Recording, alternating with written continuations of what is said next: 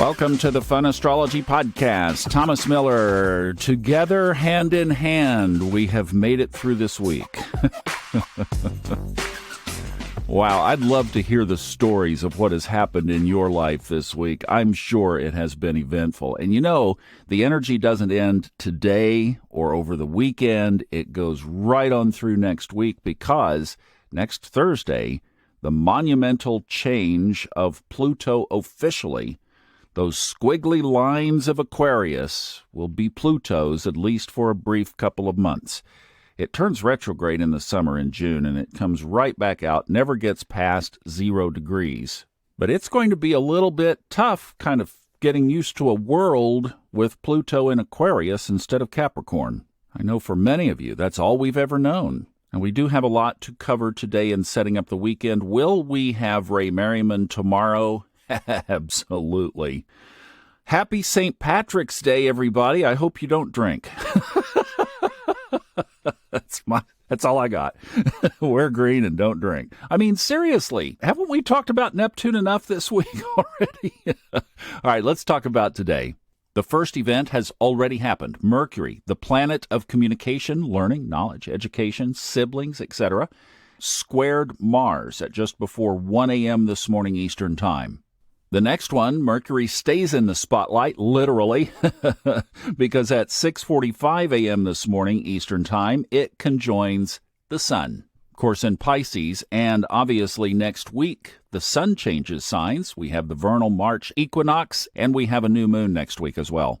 So see, this is why I'm saying that we have to keep ourselves together right now, because the full spectrum of our being has been touched by this conjunction with the Sun this week.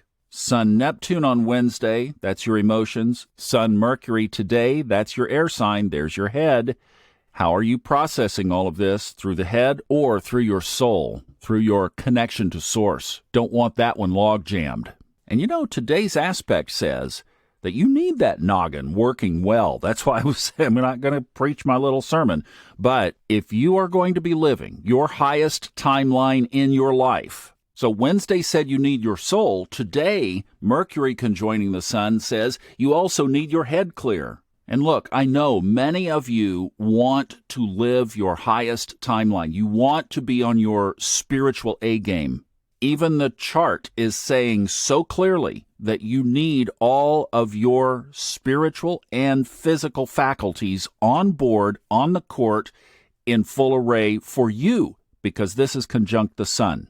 This is not a time to be asleep or checked out. It's also not a time to be distracted. The energy of the chart is consolidating. For the next couple of weeks, most of the energy is either in Aries or Taurus. We have Saturn at the cusp of Pisces. We have Pluto at the cusp of Aquarius next week. And there's another sign change coming next Saturday. Mars moves into Cancer. So it's been squaring everything that was in Pisces. Now that has moved over into Aries, and Mars is going to square it again. You just thought we were getting rid of Mars in Gemini. Oh no. See, this is a time to be fully on your game, not to be playing around and not to check out. If you are living on your highest timeline, then you are realizing how delicate this chart is. I am so feeling diligence right now. It's just crazy as I'm recording this. All right, let's talk about the weekend. Tomorrow, Saturday, Mercury again, this time sextiling Pluto. Do you think if the bankers are working over the weekend, that will give them a little bit of extra oomph to figure this out in their head, what to do about this? I don't think so either. That aspect, by the way, is way late in the evening, 11:23 p.m. Eastern. And it's right on the cusp again, 29:55. I mean, it couldn't be any further. Turn the page. Sunday morning, 30 minutes later, Mercury changes signs into Aries. So really that Pluto square has more Aries energy in it than it does Pisces. How do you and I apply that? Well, a lot of it depends on where these planets are in your chart, because what I would do is look at Mercury and find the themes around that and realize that Pluto is uber amplified right now.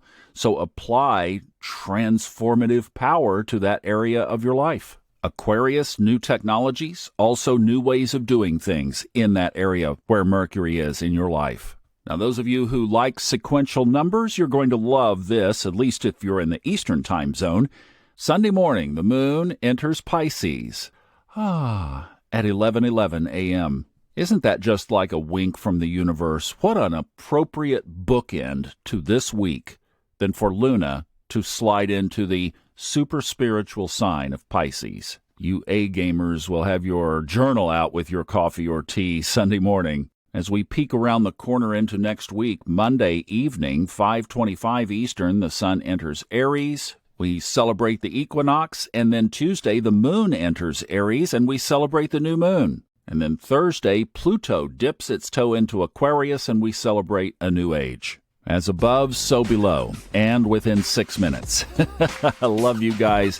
Have a wonderful day, a super fantastic weekend. See you back with Financial Astrology with Ray tomorrow, and we will take one day off and do it all over again. What a big week next week is going to be as well.